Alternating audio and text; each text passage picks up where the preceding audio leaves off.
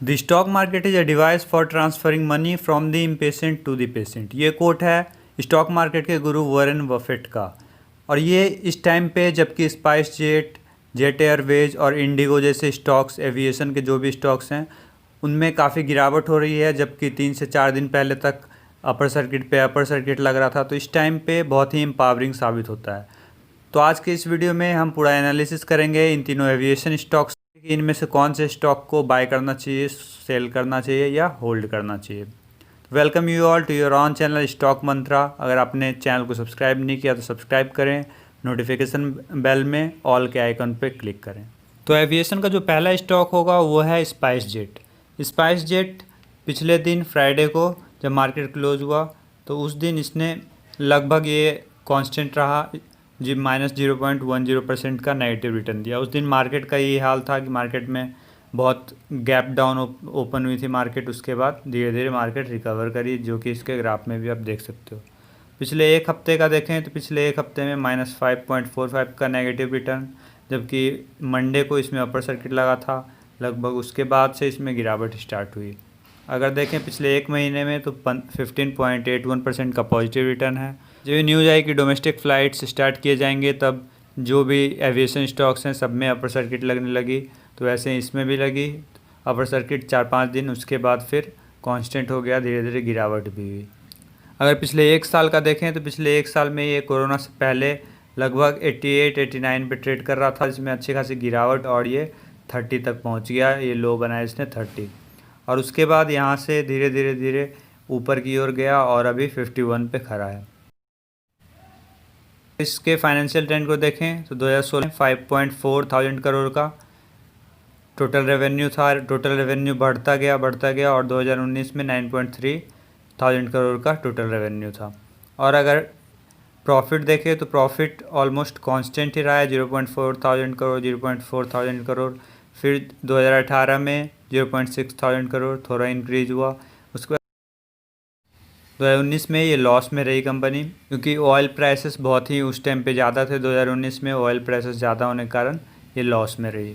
एक पॉजिटिव चीज़ अभी यही है एयरलाइंस स्टॉक्स के लिए कि ऑयल प्राइसेस बहुत ही सस्ते हैं। अगर होल्डिंग ट्रेंड देखें, होल्डिंग ट्रेंड से बहुत सारी चीज़ें पता लगती है। अगर प्रोमोटर अपनी होल्डिंग बढ़ा रहा है या फिर कांस्टेंट है या फिर म्यूचुअल फंड भी अपनी होल्डिंग बढ़ा रहा है, तो ये एक पॉजिटिव साइन माना जाता है कंपनी के लिए। तो अगर देखें तो पिछले 6 महीने में कांस्टेंट रहा है प्रोमोटर की होल्डिंग। प्रोमोटर होल्डिंग देखें तो अच्छी खासी प्लेज्ड प्रोमोटर होल्डिंग है। एनएससी पे जितने भी कंपनी हैं उनमें से 90% कंपनियों की प्रोमोटर होल्डिंग कम है इससे। अगर म्यूचुअल फंड होल्डिंग देखें तो म्यूचुअल फंड होल्डिंग ने बढ़ाया है अपनी होल्डिंग पिछले 3 महीनों में 3.43% से। अब सवाल आता है कि इस प्राइस पे इसको ख़रीदना चाहिए या नहीं। तो मैं ये सजेस्ट करूँगा कि नहीं, जून के मंथ में आपको एक बड़ी गिरावट देखने को मिल सकती है अभी भी, तो आप वेट करो।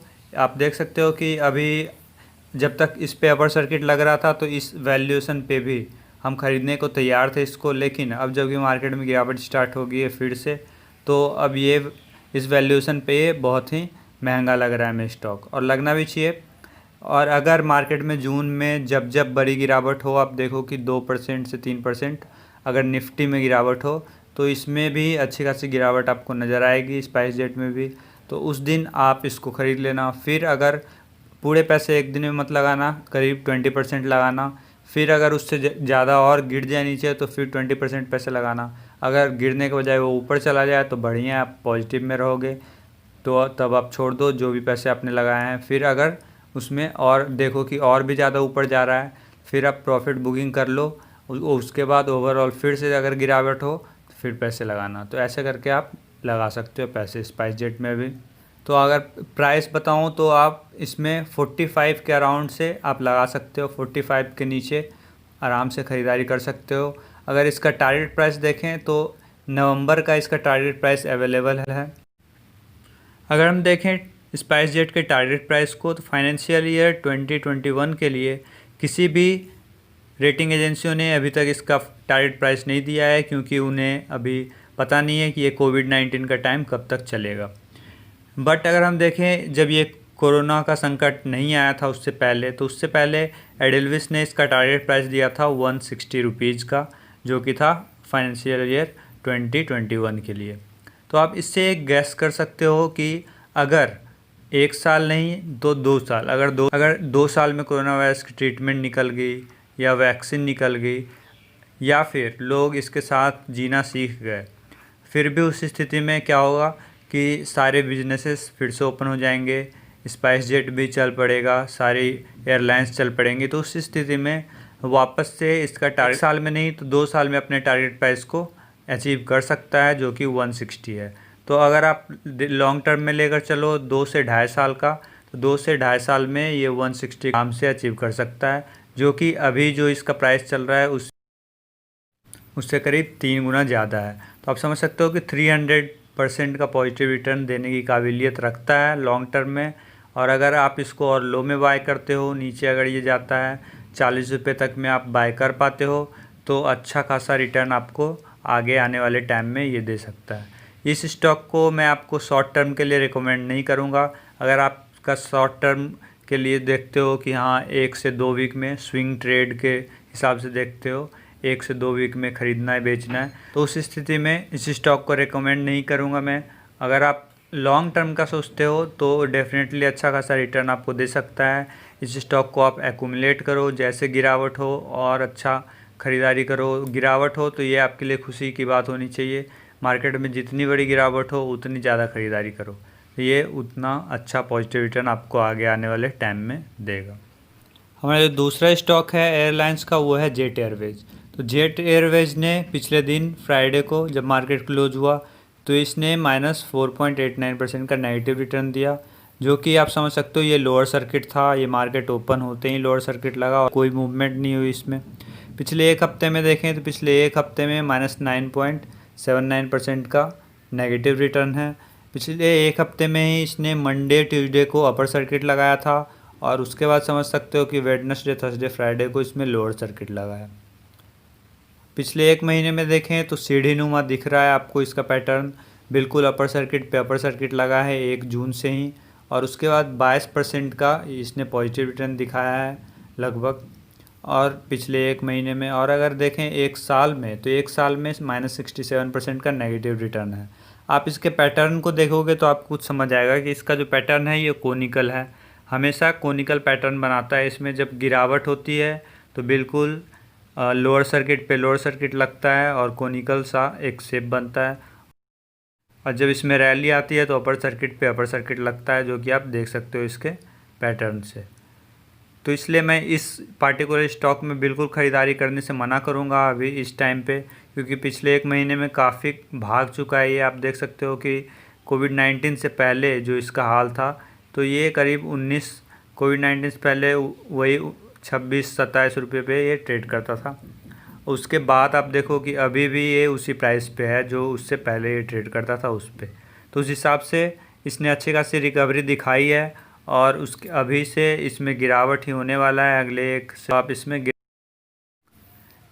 जब ये आपको 20 रुपये से नीचे मिले तो आप एक्यूमुलेट करना स्टार्ट करो, 19 रुपये से नीचे आप इसको ख़रीदना स्टार्ट करो, और उसके बाद फिर गिरावट हो तो फिर कुछ ख़रीदो। फिर एक साथ पैसे मत लगा देना कि हाँ 19 रुपये पे गया एक साथ सारे पैसे लगा दिए, नहीं।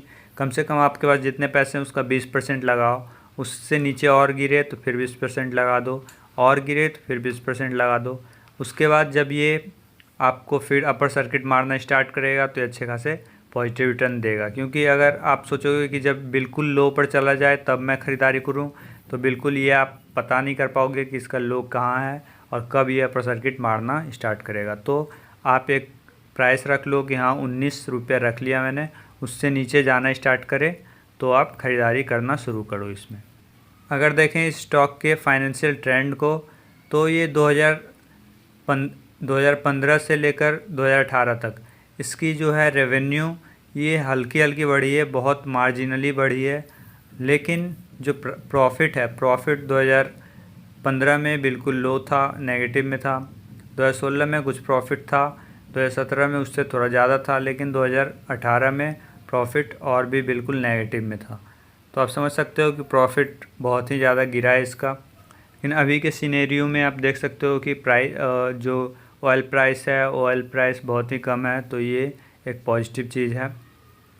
अगर इसके होल्डिंग पैटर्न को देखें तो प्रोमोटर होल्डिंग्स इसमें घटी है, ये वो भी इंक्रीज हुई है, आप समझ सकते हो 26% से पिछले 6 महीने में, जो कि बहुत ही नेगेटिव इम्पैक्ट है एक कंपनी के लिए कि प्रोमोटर अपनी होल्डिंग हटा रहा है। तो ये एक बहुत ही नेगेटिव चीज़ मानी जाती है।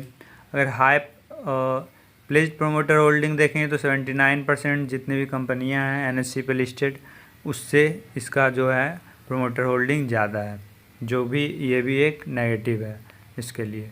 और अगर देखें तो म्यूचुअल फंड होल्डिंग, तो म्यूचुअल फंड ने भी होल्डिंग घटाई है 3.58% से, जो कि स्पाइस जेट में उसने बढ़ाई है।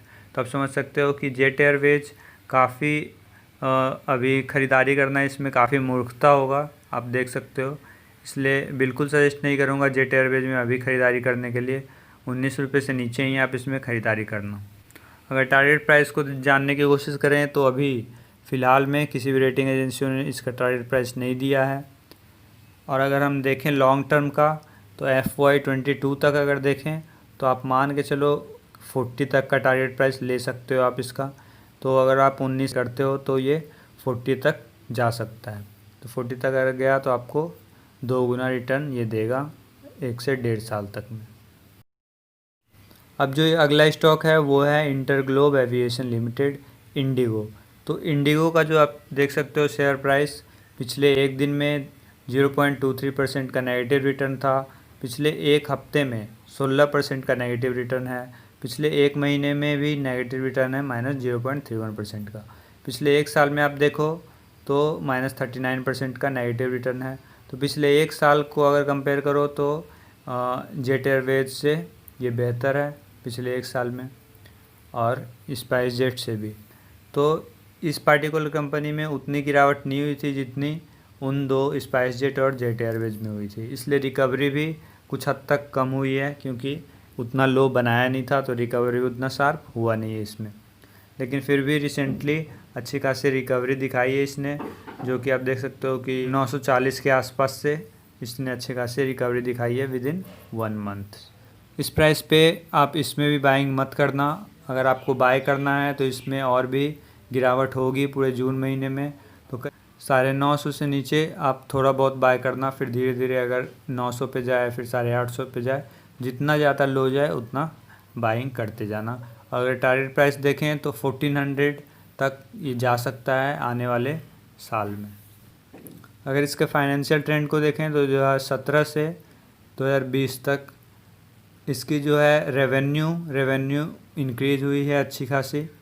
और फिर अगर आप प्रॉफिट देखो तो प्रॉफिट डिक्रीज़ हुई है 2018 से लेके अभी तक प्रॉफिट डिक्रीज़ हुई है लगातार, लेकिन 2017 से 2018 में प्रॉफिट इंक्रीज हुई थी। तो रेवेन्यू बढ़ रही है बट प्रॉफिट डिक्रीज़ हुई है। अगर इसके होल्डिंग पैटर्न को देखें तो प्रोमोटर होल्डिंग पिछले 6 महीने में ऑलमोस्ट कांस्टेंट रहा है। और अगर प्लेज्ड प्रोमोटर होल्डिंग देखें तो बिल्कुल भी प्लेज्ड प्रोमोटर होल्डिंग नहीं है इसमें। और म्यूचुअल फंड की होल्डिंग बढ़ी है पिछले 3 महीने में 2.37% से। तो ये देखकर आप समझ सकते हो कि इसमें ज़्यादा क्षमता है जेट एयरवेज से और स्पाइस जेट, जिससे ये इसके लिए बहुत ही प्लस पॉइंट है कि प्लेज्ड प्रोमोटर होल्डिंग नहीं है और म्यूचुअल फंड की होल्डिंग भी बढ़ी है। तो अगर तीनों शेयर में इस प्राइस पे, अगर किसी शेयर में आप ख़रीदारी करना चाहोगे इस प्राइस पे अगर आप चूज़ करोगे, तो मैं बोलूँगा कि नहीं, किसी में भी नहीं खरीदारी करो। अगर जून के महीने में देखें और भी गिरावट जब होगी, अब देखना 5 से 6% या 7 से 8% तक गिरावट संभव है जून में। तो आप इस नज़र बनाए रखना, अपने वॉच लिस्ट में रखना, क्योंकि शार्प रिकवरी दिख सकती है इनमें जैसे ही सब कुछ बहुत ही ज़्यादा नॉर्मल होगा। तो इसलिए काफ़ी नज़र बना के रखना है इस पर। ऑयल प्राइसेस काफ़ी सस्ता हो रहे हैं इस टाइम पे, तो ये और भी अगर जब सारी चीज़ें स्टार्ट हो जाएंगी तो बिल्कुल ये भाग सकता है तेज़ी से तीनों ही स्टॉक्स। तो नीचे की प्राइसेस पे एक्यूमुलेट करके रखना और टाइटली होल्ड करना, लॉन्ग टर्म के लिए ख़रीदारी करना। अगर एविएशन सेक्टर में करना है ख़रीदारी तो लॉन्ग टर्म के लिए करना, तभी अच्छे खासे फ़ायदे हो पाएंगे आपको। तो धन्यवाद दोस्तों, ये वीडियो आपके साथ शेयर करने के लिए। अगर अच्छा लगा हो वीडियो तो लाइक करें और चैनल को सब्सक्राइब नहीं किया सब्सक्राइब